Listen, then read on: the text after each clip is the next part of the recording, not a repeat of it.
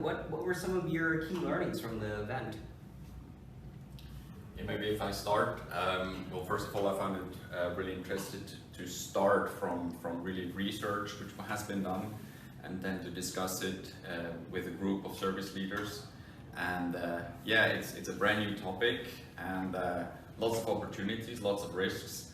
And yeah, I think two things were really important, really interesting for me. Was the one piece was around the knowledge management and what all is possible there, especially, for example, to support the field force. And another takeaway for me was the discussions around the risks. So that we're able to deal with the risks in a way that we're not too cautious, overly cautious, but also not just running into it. So that, I think, was an interesting discussion, and more to come. Absolutely, the space is developing and moving so rapidly. What about some thoughts from your end?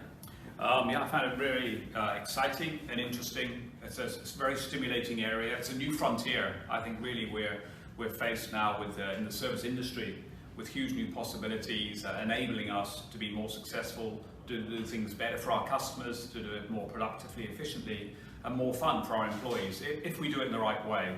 And that's a big if. So there are some risks here, a lot of change management, but I see knowledge-centered service or knowledge articles being one of the particular use cases that we discussed in depth. And I think that resonated across the different industries we're discussing today.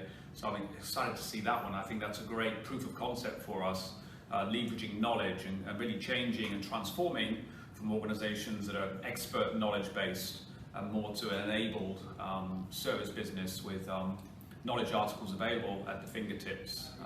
So it's really exciting, new frontier, and lots of change management coming.